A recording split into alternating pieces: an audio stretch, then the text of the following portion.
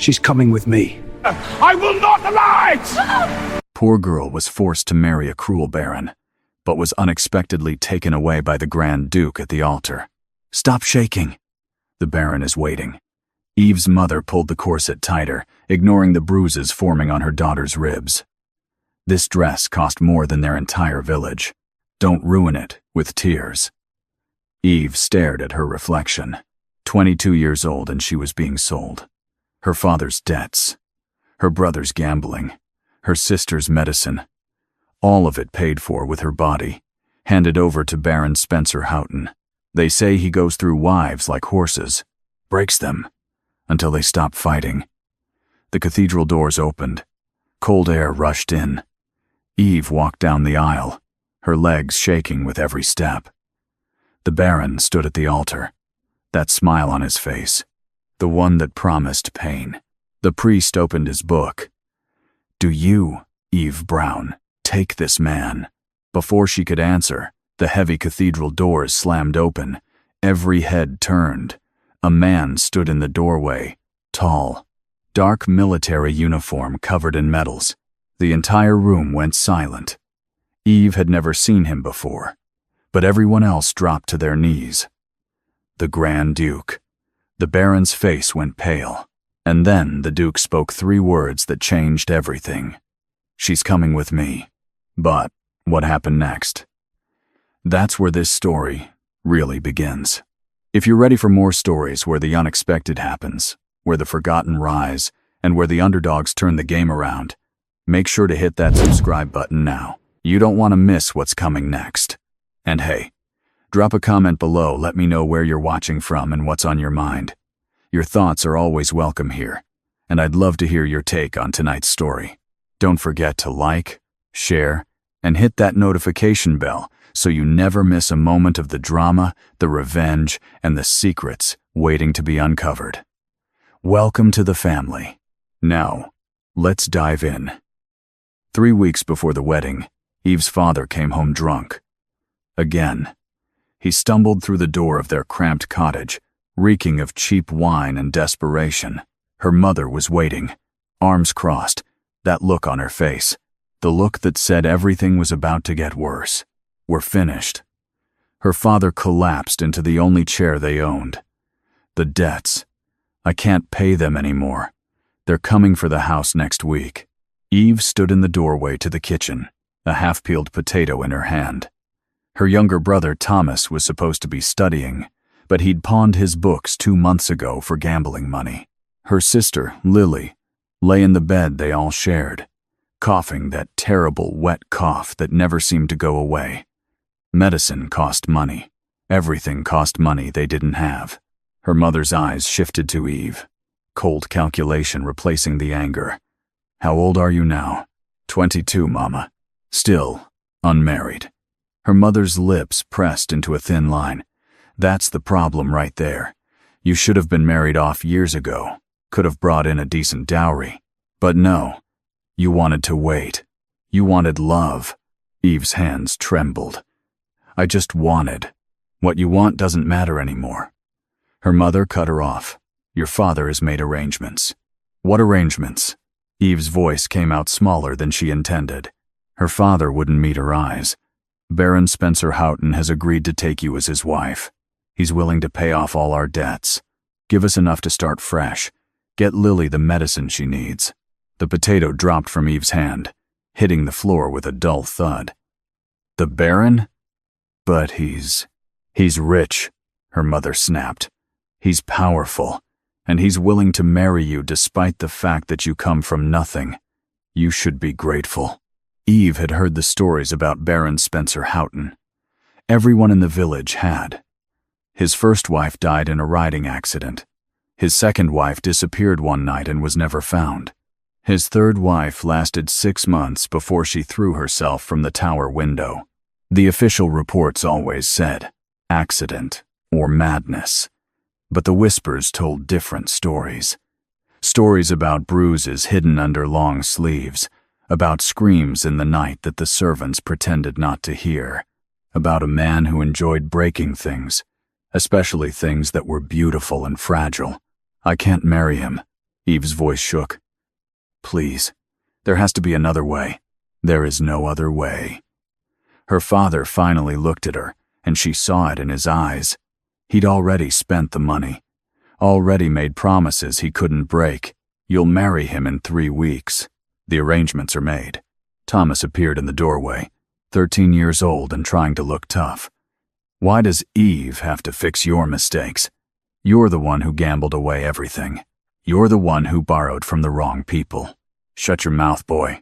Their father stood up, swaying. You think you're a man now? You're the reason we're in this mess.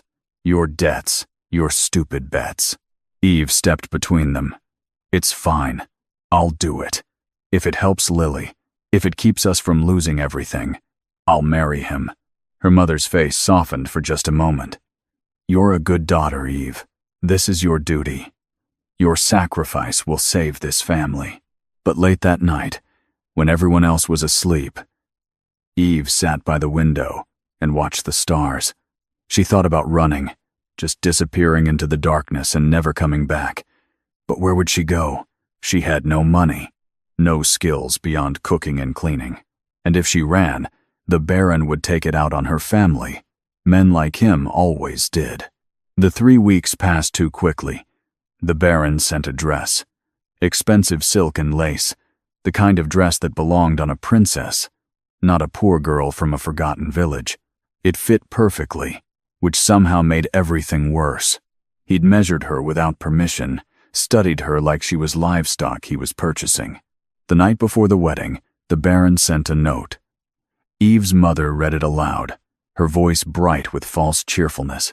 He says he's looking forward to tomorrow. He says he'll make sure you understand your place in his household. He says he's had the West Tower prepared especially for you.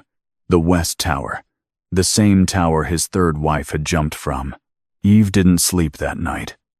She lay in bed, staring at the ceiling, feeling Lily's small body curled against her side. Her sister was only 10, too young to understand what was happening.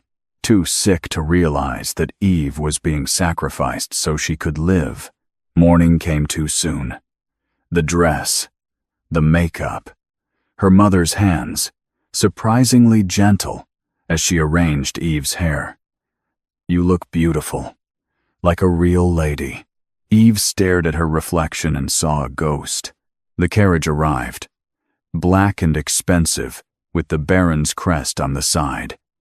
A golden lion devouring a dove. How fitting. The ride to the cathedral felt like a funeral procession. Eve's mother talked the entire time, filling the silence with meaningless chatter about the wedding feast, about the important people who would be attending, about how lucky Eve was, how grateful she should be. Eve said nothing. There was nothing left to say. The cathedral loomed ahead, all stone and stained glass and cold beauty. People lined the streets to watch. Poor people, like Eve's family, who came to see one of their own marry up. Rich people, who came to see the Baron's latest acquisition. Everyone loved a wedding. Everyone, except the bride. Inside the preparation room, servants swarmed around her, adjusting the dress, arranging the veil, checking every detail. An older woman with hard eyes and a tight mouth stood in the corner, watching. That's the Baron's housekeeper. She spoke for the first time. I'm Mrs. Thornberry. You'll report to me once you're settled at the estate. The Baron has very specific rules for his wives. I'll teach you how to avoid making him angry. And if I do make him angry, Eve's voice was barely a whisper. Mrs. Thornberry's expression didn't change. Then you'll learn why the previous ladies of the house didn't last very long. The Baron doesn't tolerate disobedience. He doesn't tolerate weakness. And he certainly doesn't tolerate wives who think they have rights. The cathedral bells began to ring, heavy, mournful sounds that echoed through the stone walls. It's time. Someone grabbed Eve's arm. Your father is waiting to walk you down the aisle. Her father looked older somehow. Smaller. He couldn't meet her eyes as he took her arm. I'm sorry. His voice cracked. I'm so sorry, Eve. But he walked her down the aisle anyway. The cathedral was full.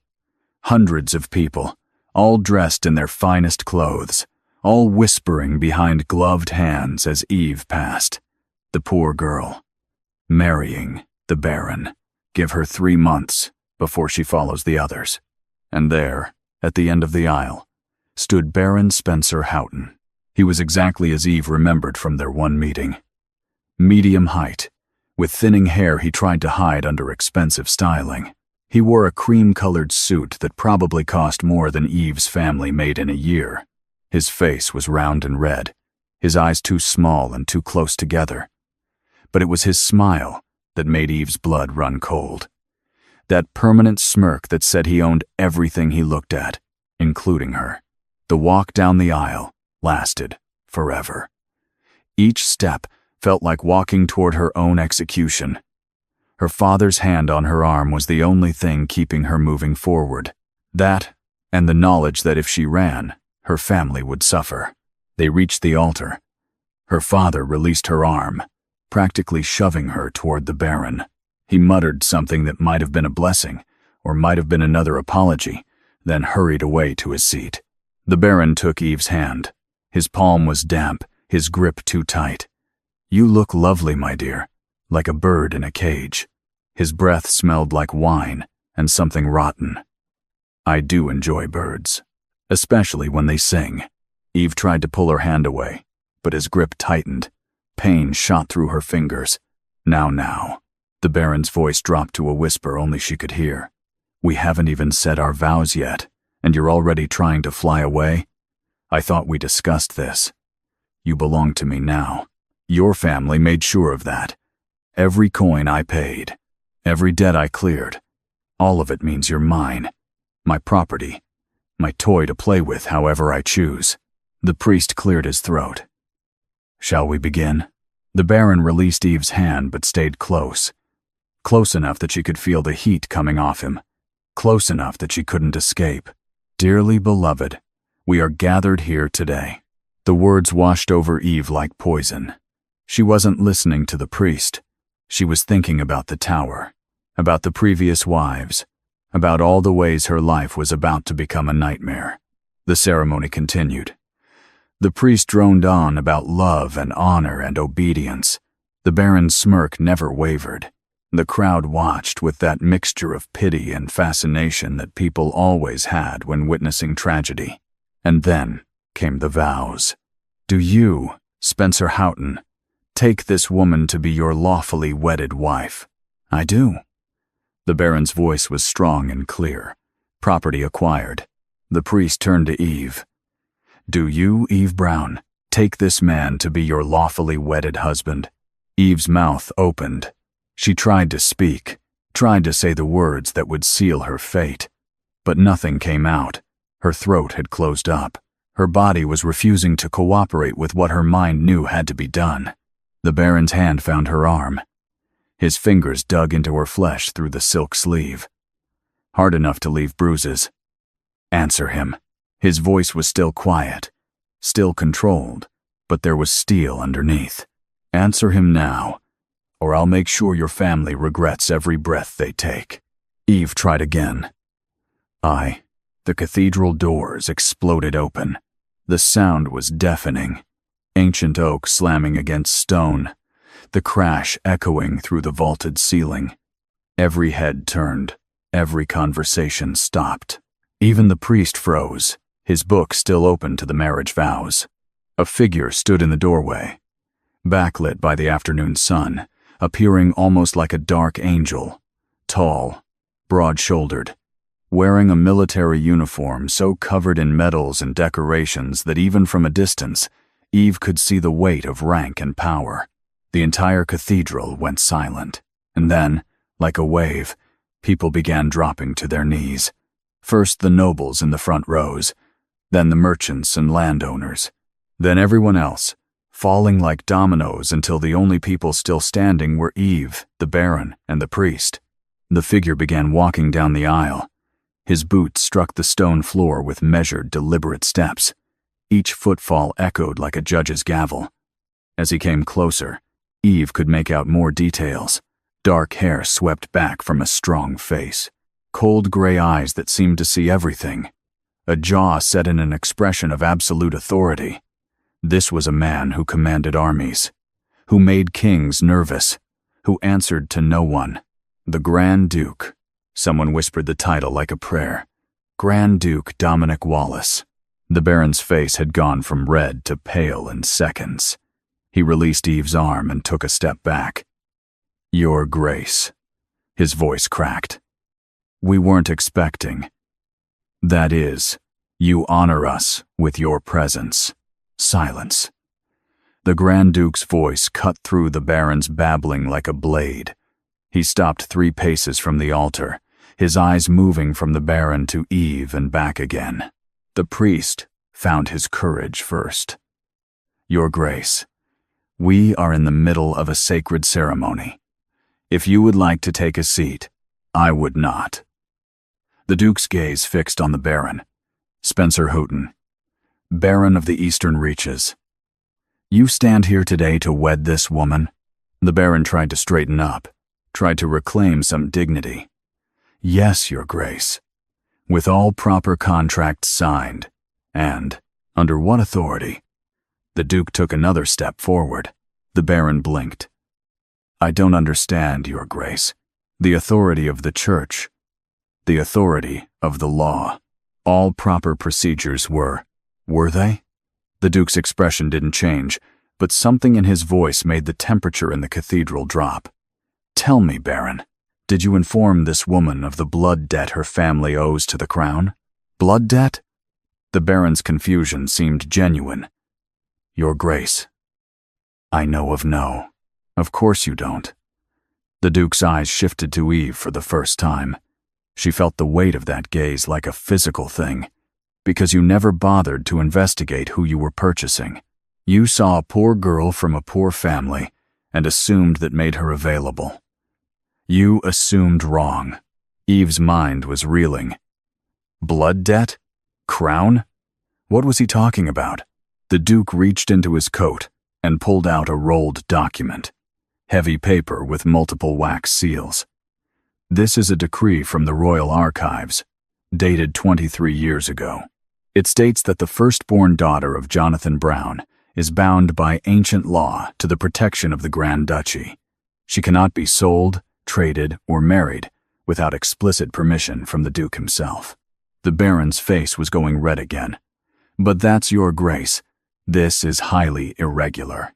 What's irregular, Baron, is you attempting to acquire property that belongs to the Crown.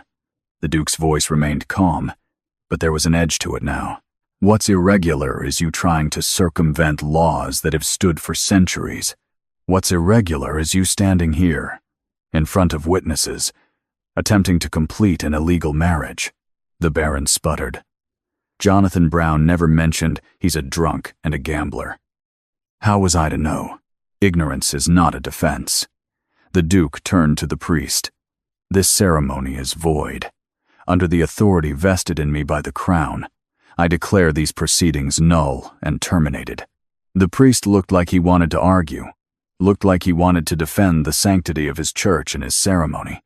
But he was staring at the Grand Duke, at the man who could have him removed from his position with a single word.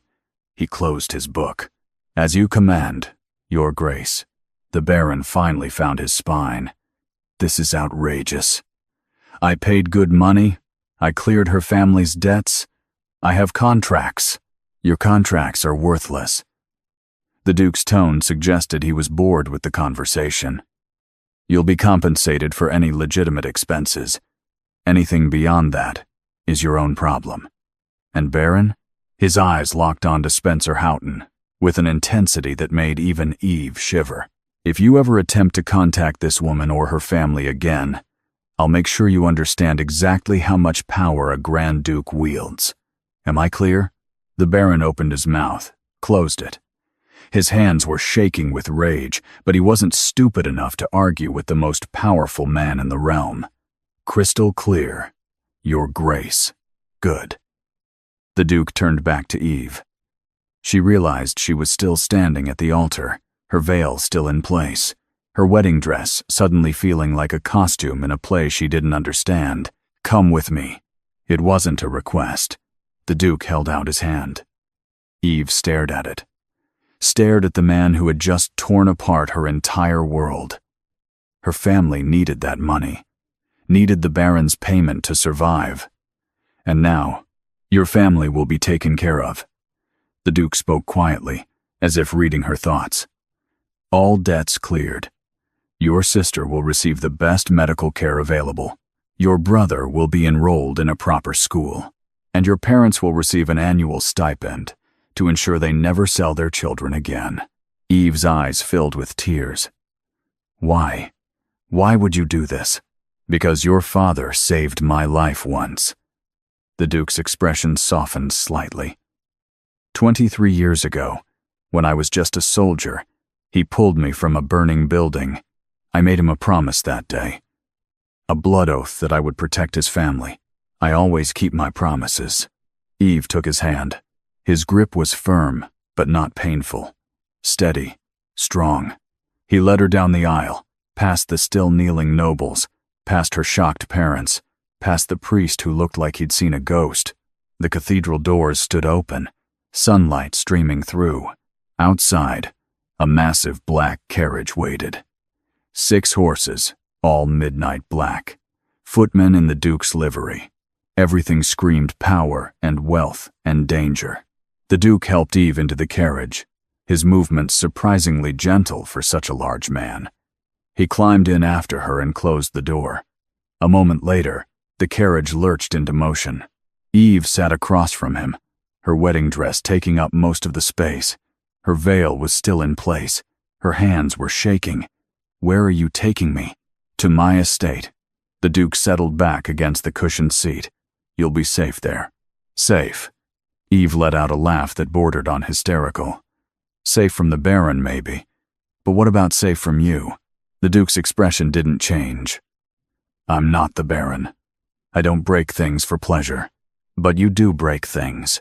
When necessary, he acknowledged. But you're not something to be broken, Eve Brown. You're something to be protected. That's the promise I made. The carriage rolled through the city streets. People stopped to stare, to point, to whisper. The Grand Duke's carriage. Who's inside? Where are they going? Eve pulled off her veil. The fabric felt suffocating. I don't understand any of this. My father never mentioned saving anyone's life, never mentioned any blood debt. Your father probably doesn't remember. The Duke watched her with those cold gray eyes. He was very drunk that night. He stumbled into a burning tavern looking for more wine and ended up pulling me out. I doubt he even realized who I was. So, you've been watching my family all these years? Someone needed to. The Duke's jaw tightened. Your father is a weak man, a foolish man. But he performed an act of courage once in his life, and that earns him protection. Even from himself. The city gave way to countryside, rolling hills and forests. The carriage moved fast, the horses eating up the distance with practiced ease. Eve stared out the window. Her family, her village. Everything she'd ever known was falling behind her.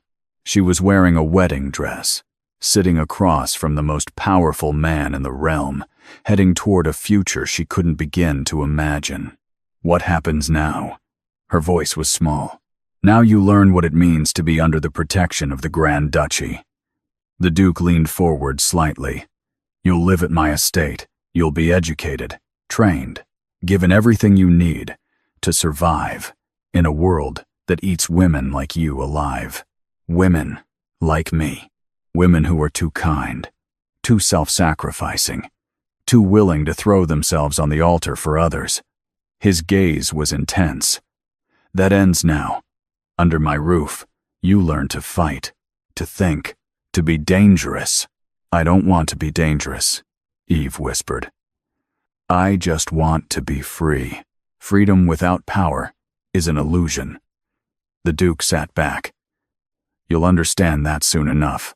The carriage continued its journey as the sun began to set. Eve watched the landscape change, from familiar to foreign, watched her old life disappear behind her, and tried not to think about what waited ahead. The Duke's estate appeared on the horizon as darkness fell. It wasn't a house. It was a fortress. Massive stone walls, towers with guards, gates that looked like they could withstand a siege.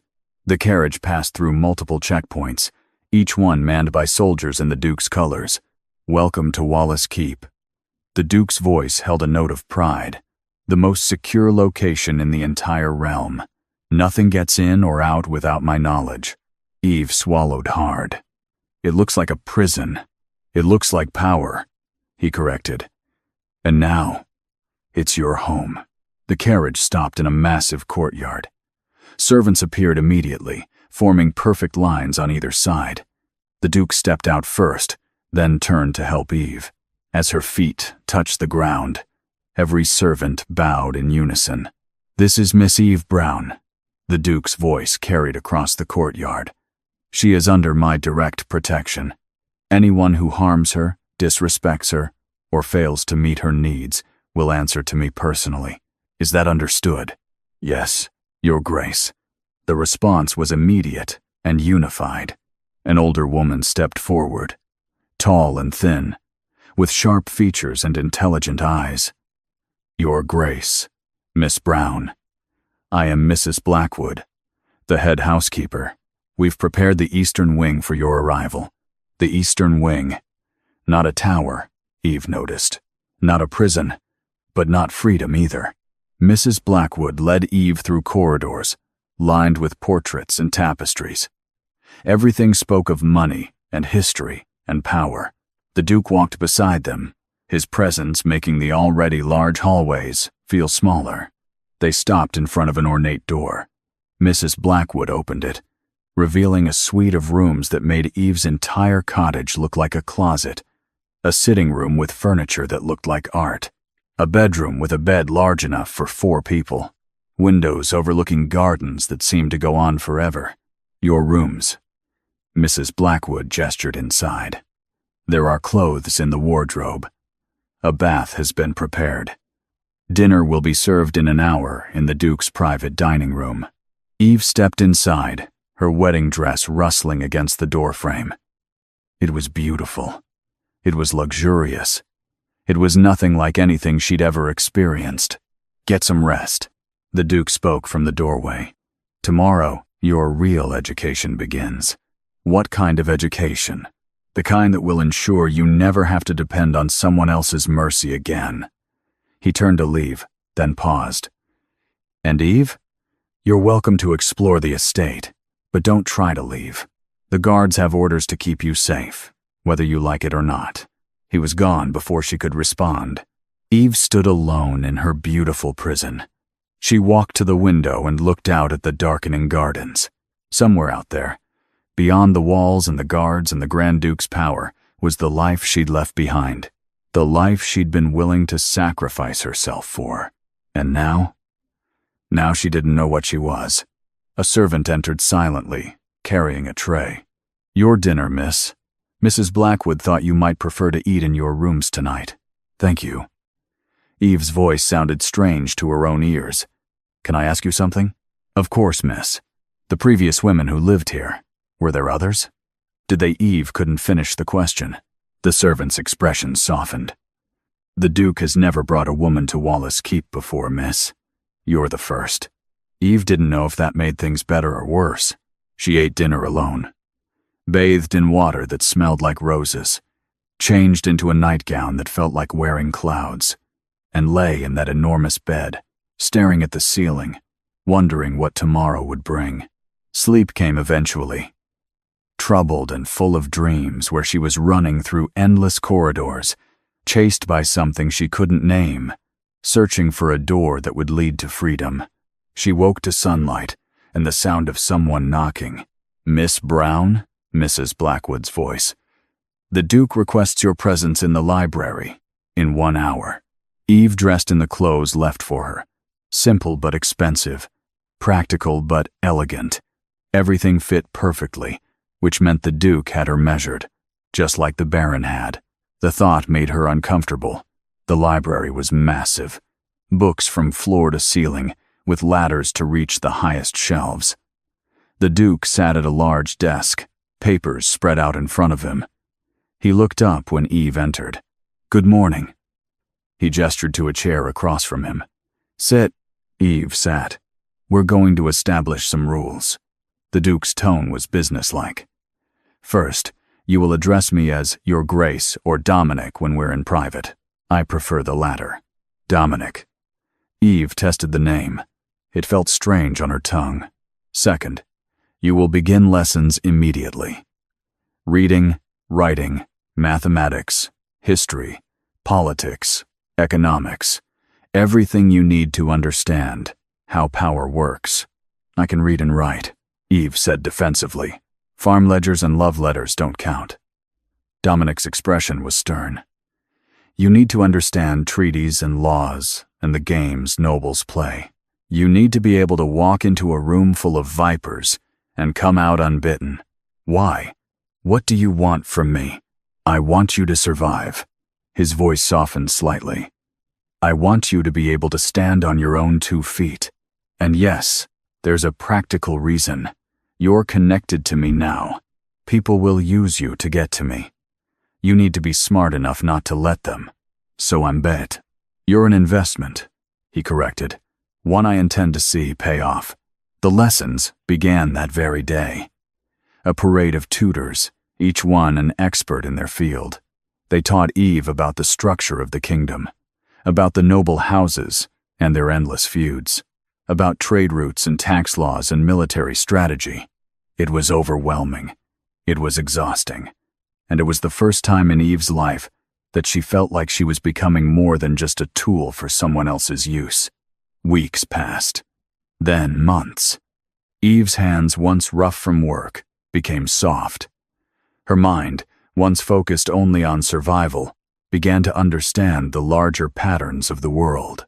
She learned to speak like a noble, to carry herself with confidence, to see the traps hidden in casual conversation. Dominic watched her progress with approval. He joined her for dinner most evenings, discussing the day's lessons, challenging her conclusions, pushing her to think deeper. One night, after a particularly difficult session on legal precedents, Eve found the courage to ask the question that had been burning in her mind. "Why did you really take me from that cathedral?" Dominic set down his wine glass.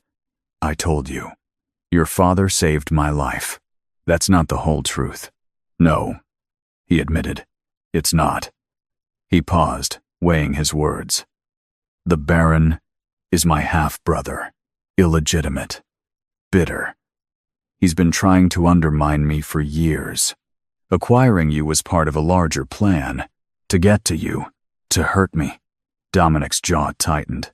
"He knew about your father's debt to me. He thought if he married you, he could use you as leverage, control my decisions, make me weak. So you took me to deny him that leverage. I took you to protect you." Dominic leaned forward. "Yes, there are political advantages.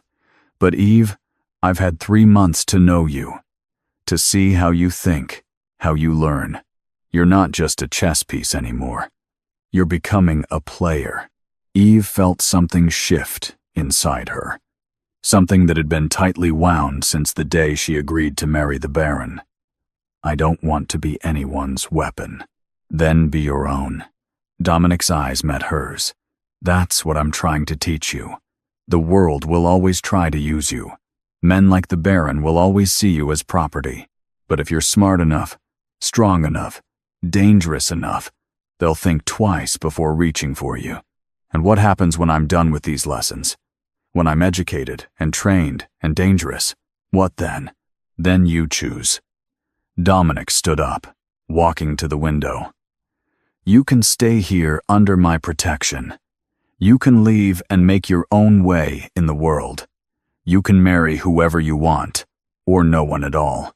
The choice will be yours. That's the whole point." Eve joined him at the window. The gardens below were dark, but she could see guards patrolling the walls, always watching, always protecting, but also always trapping. "I don't know if I believe you," she said quietly. "Men like you don't give up power once you have it. We'll see." Dominic's reflection in the window glass smiled slightly. "I have a feeling you're going to surprise us both." The lessons continued. Eve absorbed everything like she was starving for it, which, in a way, she was.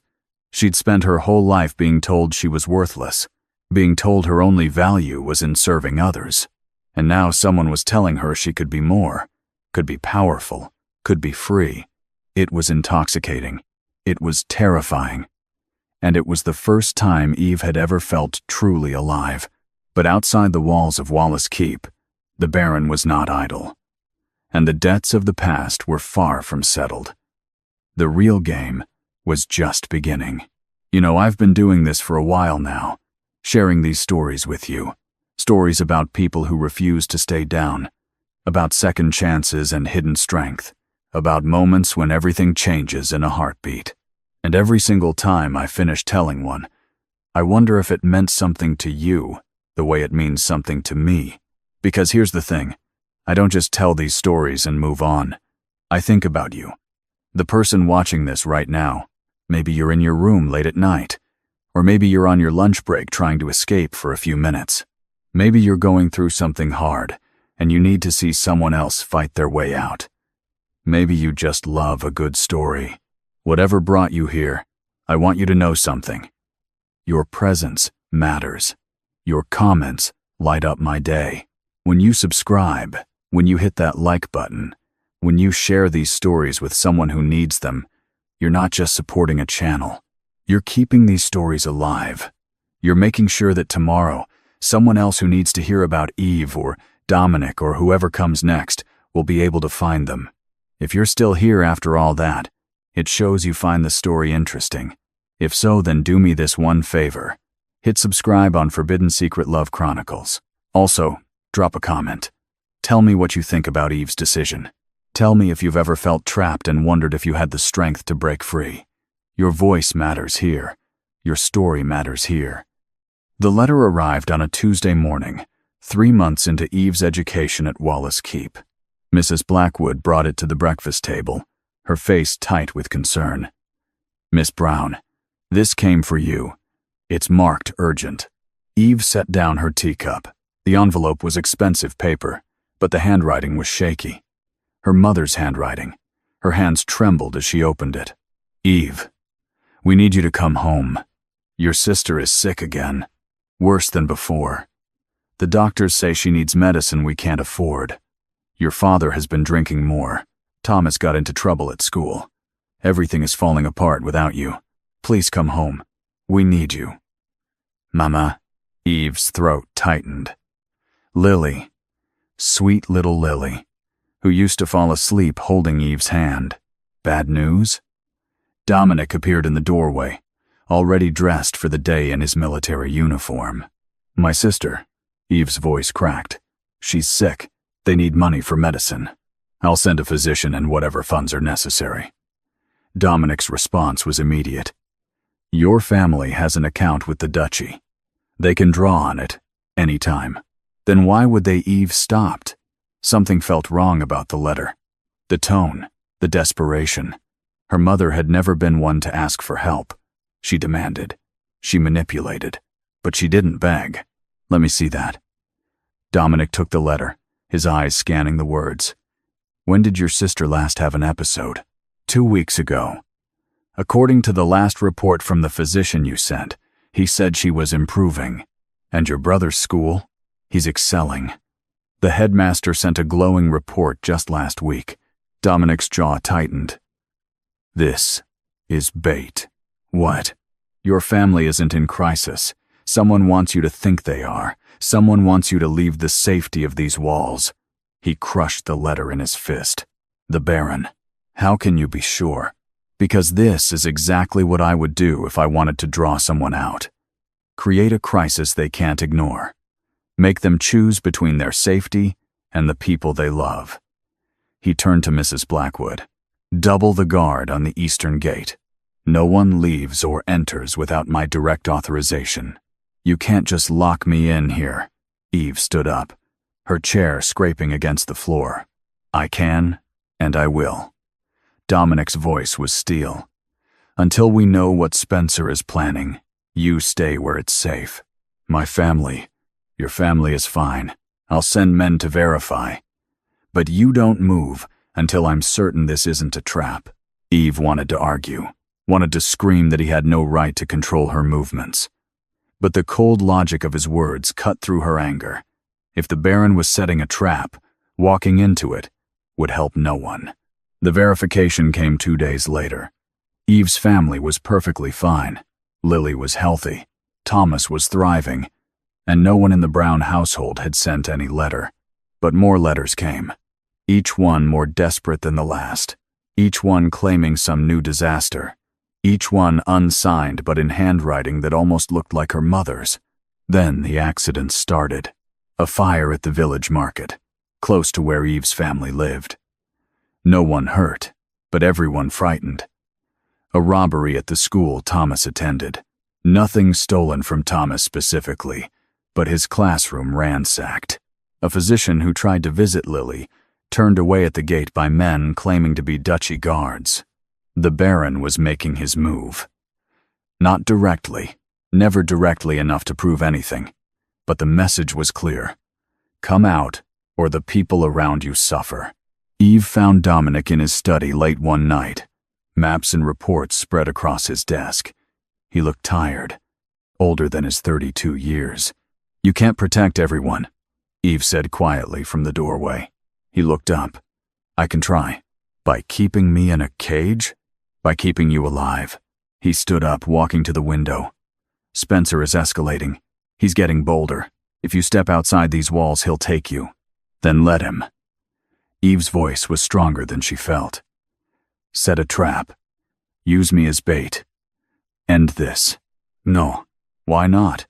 I'm tired of hiding. Tired of feeling helpless while he terrorizes innocent people. Because I won't risk you. Dominic's voice cracked slightly. I won't lose you the way I lost. He stopped. Turned away. The way you lost who? Eve stepped into the room. Silence. Dominic. Eve moved closer. Tell me. He was quiet for so long she thought he wouldn't answer. Then, quietly. My wife. Eve froze. You were married 10 years ago. Dominic's shoulders sagged. Her name was Catherine. She was kind, gentle, everything I wasn't. He turned back to face Eve. Spencer was jealous. He'd wanted her first. When she chose me, he couldn't stand it. What happened? She went to visit her family, against my advice. I thought I was being controlling, keeping her locked away in this fortress. So I let her go. Dominic's hands clenched into fists. Spencer's men ambushed the carriage, made it look like bandits. By the time my soldiers arrived, it was too late. Eve's heart broke for the pain in his eyes. I'm sorry. I swore I'd never let anyone under my protection be harmed again. That's why I can't let you leave. That's why I'm building walls and posting guards and treating you like a prisoner. Because the alternative is finding your body in a ditch somewhere. And he stopped. I can't do that again. Eve crossed the space between them, put her hand on his arm. I'm not Catherine. I know. And you're not my jailer. You're the man who's teaching me to fight back. So let me fight. Dominic looked down at her hand on his arm, then at her face. You've changed. When I first brought you here, you were ready to sacrifice yourself for everyone else. Now you want to put yourself in danger to end a threat. There's a difference between sacrifice and strategy, Eve said. You taught me that. A ghost of a smile crossed his face. Maybe I taught you too well. Or maybe you taught me exactly what I needed to learn. Eve held his gaze. Trust me, Dominic. Trust that your lessons took root. Let me help you end this. He was quiet for a long moment. Then, the Winter Gala. 3 weeks from now. Every noble in the realm will be there, including Spencer. He'll be watching me, waiting for an opportunity. So, we give him one. Eve's mind was already working through the possibilities. We make him think he's won. It's dangerous. Everything worth doing is dangerous. Eve squeezed his arm. But I won't be doing it alone, will I? Dominic covered her hand with his. No, you won't. The 3 weeks passed in a blur of planning. Dominic's most trusted guards were briefed. Exits were secured. Backup plans were made for the backup plans. And Eve studied every detail until she could navigate the gala grounds blindfolded. She also continued her lessons. Not just politics and economics anymore, but self-defense. How to spot poison, how to read body language, how to turn conversation into a weapon. Everything she might need to survive what was coming. On the night of the gala, Eve dressed in a gown that cost more than her family's cottage. Deep emerald green that made her eyes look dangerous. Hair arranged in an elaborate style that took 2 servants an hour to complete. Jewelry that marked her as someone under the Duke's protection. She looked in the mirror and barely recognized herself. The frightened girl in the wedding dress was gone. In her place stood someone who looked like she belonged at a Duke's side. Dominic waited at the bottom of the stairs, wearing his full military regalia. He looked up as Eve descended, and something shifted in his expression. "You look like a duchess," he said quietly. "Is that a compliment or an observation?" Eve took his offered arm. Both. The gala was being held at the royal palace, a massive structure of marble and gold. Carriages lined up for nearly a mile, each one disgorging nobles in their finest clothes. Everyone who mattered in the realm would be there tonight, including the Baron. Eve felt Dominic's arm tense as they entered the ballroom. Hundreds of people, all turning to look, whispers following them like shadows. The Grand Duke and his mysterious ward. The girl he stole from the altar.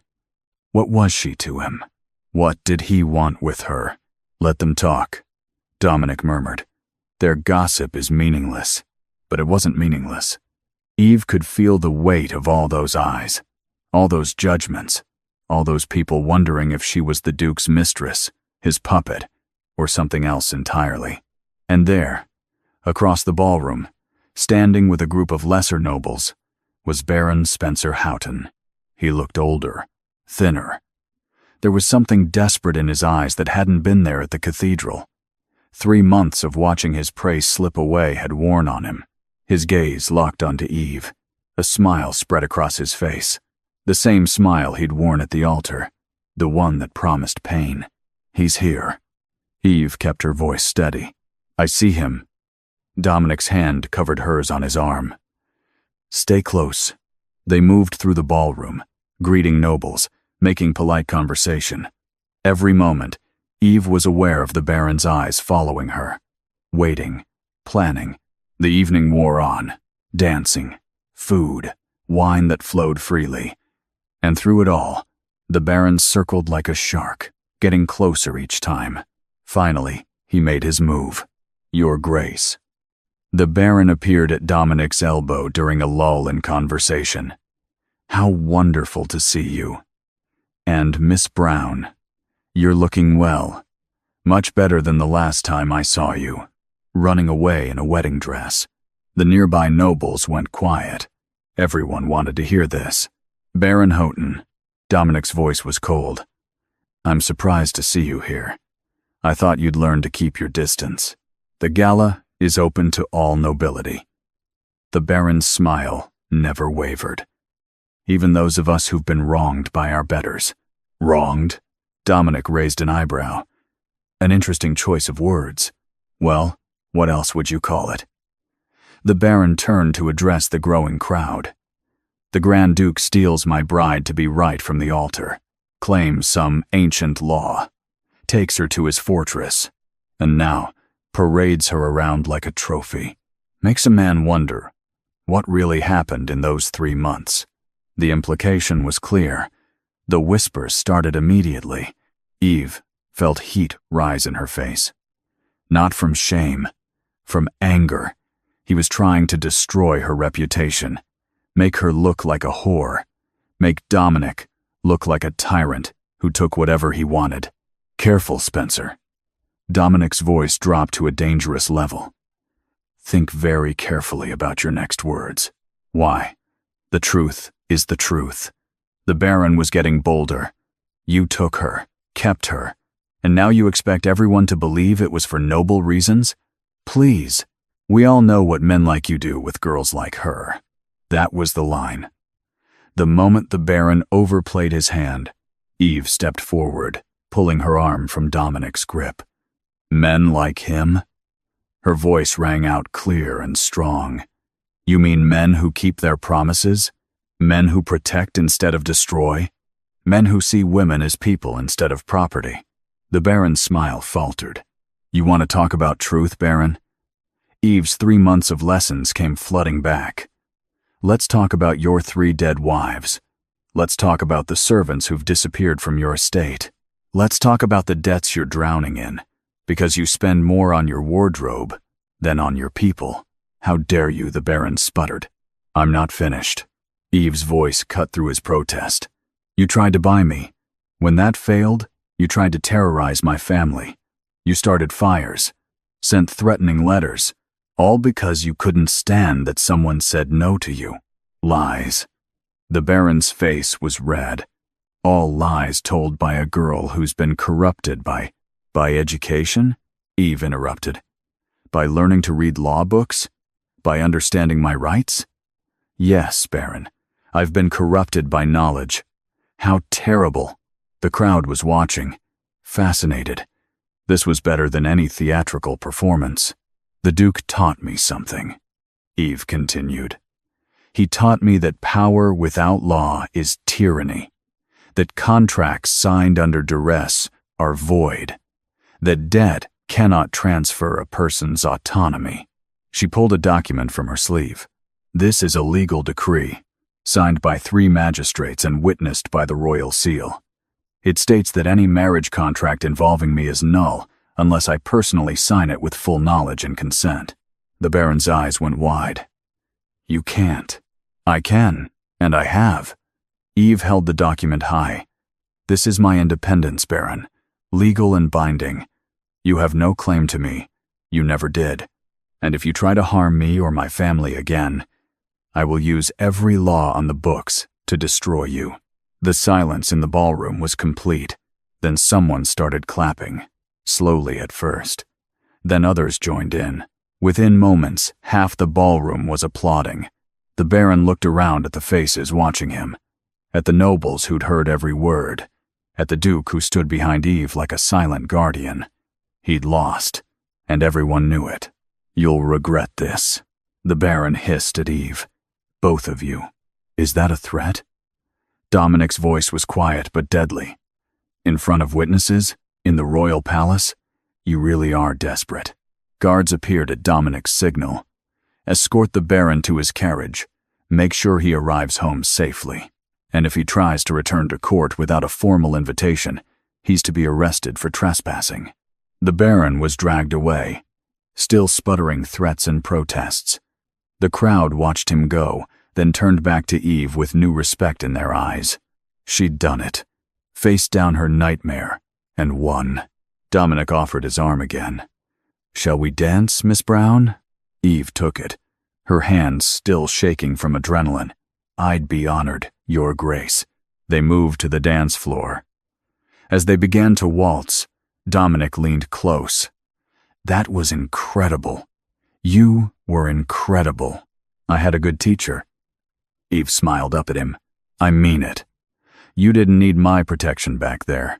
You protected yourself. His expression was proud. Catherine would have liked you. I wish I could have known her. She would have told me I was a fool. Dominic guided Eve through a turn. For keeping you at arm's length. For treating this as just a duty. For not admitting what everyone else already sees. What do they see? That I'm in love with you, Dominic said simply. Have been for weeks, maybe longer. I just didn't want to admit it because admitting it means risking it. And I'm tired of losing people I love. Eve's heart stopped, then started again, beating faster. I'm not going anywhere. Promise? I promise. Eve squeezed his hand. Besides, you can't get rid of me now. I've become too dangerous. I know all your secrets." Dominic laughed. A real laugh. The first one Eve had heard from him. "Then I suppose I'll have to keep you close. For security reasons. Is that a proposal, Your Grace? Would you say yes if it were?" Eve pretended to think about it. "That depends. Am I marrying the Duke or marrying Dominic? What's the difference? The Duke is all duty and responsibility and political maneuvering. Dominic is the man who sits up late reading reports because he cares about his people, who taught me to fight because he respects my strength, who looks at me like I'm something precious instead of something to be used." Dominic stopped dancing. They stood in the middle of the ballroom, couples swirling around them. "Then you'd be marrying Dominic. The Duke is just the mask I wear for everyone else. For you, I can just be me." "Then yes," Eve said. "If you ask properly." The music stopped. The dance ended. But they stood there, holding each other, while the ballroom watched.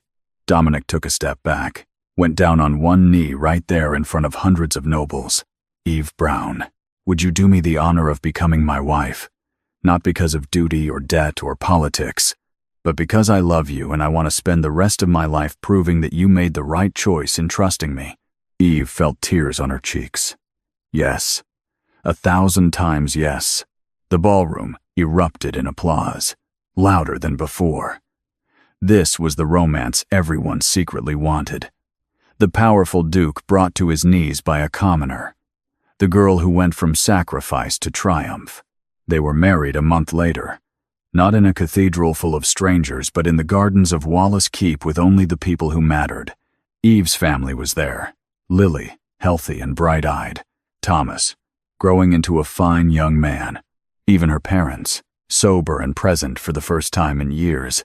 Mrs. Blackwood stood beside Mrs. Thornberry, who'd been released from the Baron's service and hired on at the keep. Guards lined the pathways, but they were smiling. This wasn't a prison anymore. It was home. Eve wore a simple dress, white with blue embroidery. Her hair was loose, the way Dominic liked it. No veil, no cage. The ceremony was short. The vows were traditional. But when the priest asked if anyone objected, a voice called out, "I do." Everyone turned. The Baron stood at the garden gate, flanked by armed men. "This marriage is a farce." Spencer's voice was hoarse, built on lies and manipulation. "I have evidence that the Duke coerced this woman, kept her prisoner, forced her compliance." Dominic's hand went to his sword, but Eve stopped him. "Let me handle this." She walked toward the Baron, toward the man who'd haunted her nightmares for months. But she wasn't afraid anymore.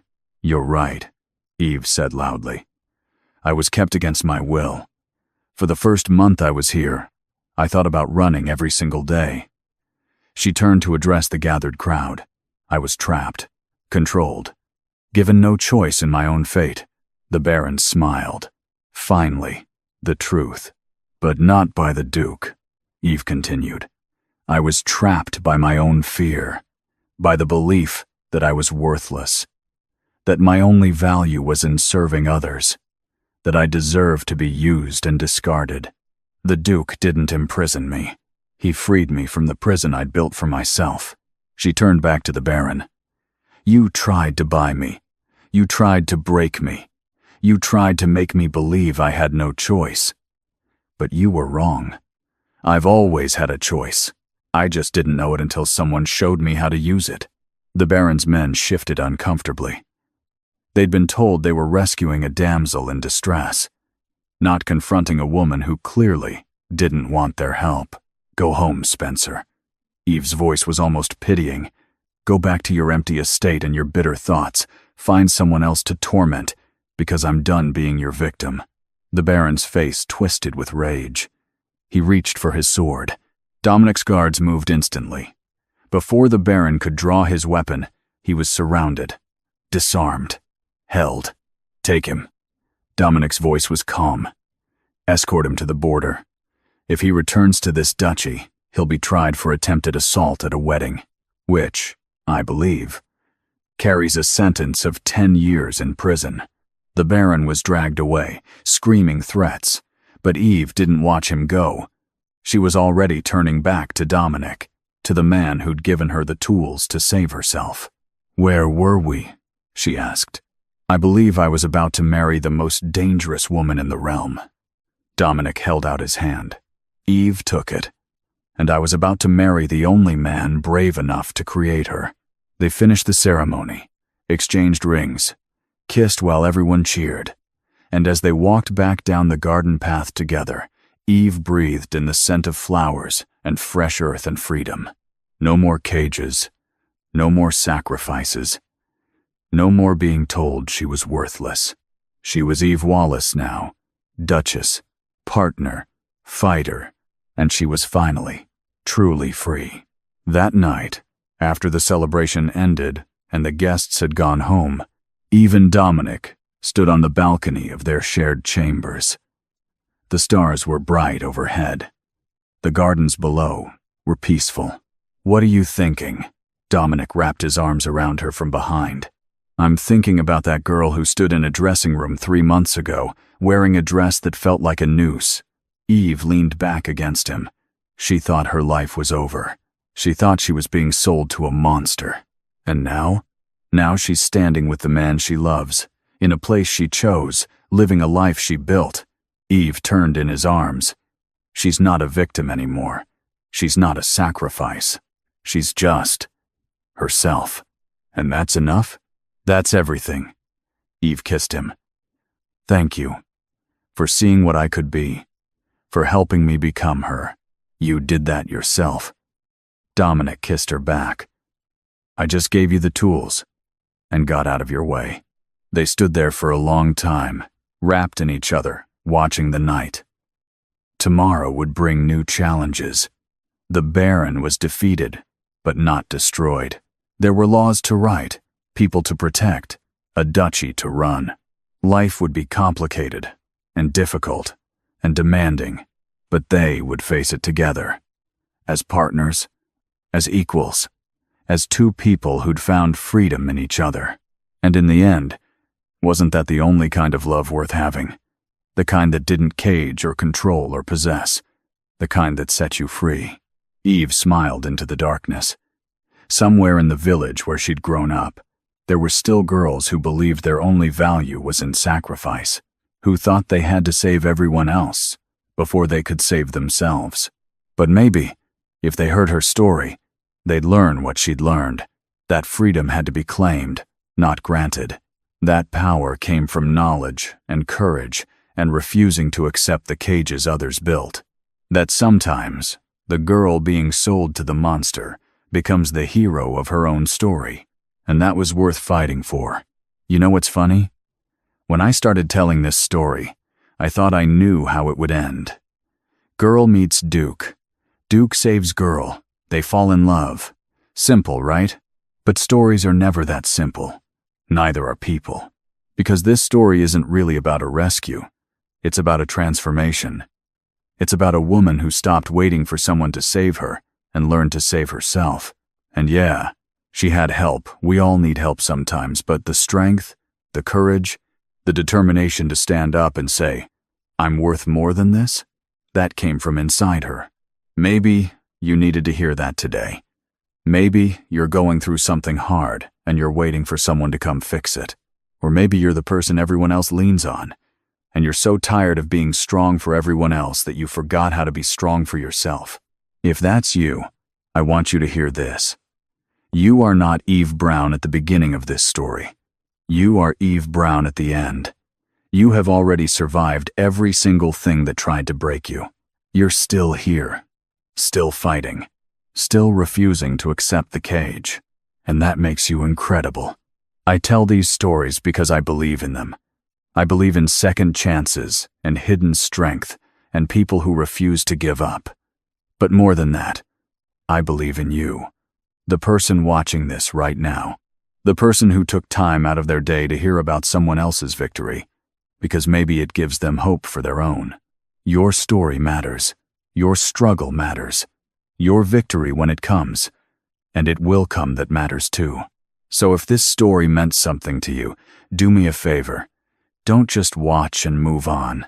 Be part of this community we're building.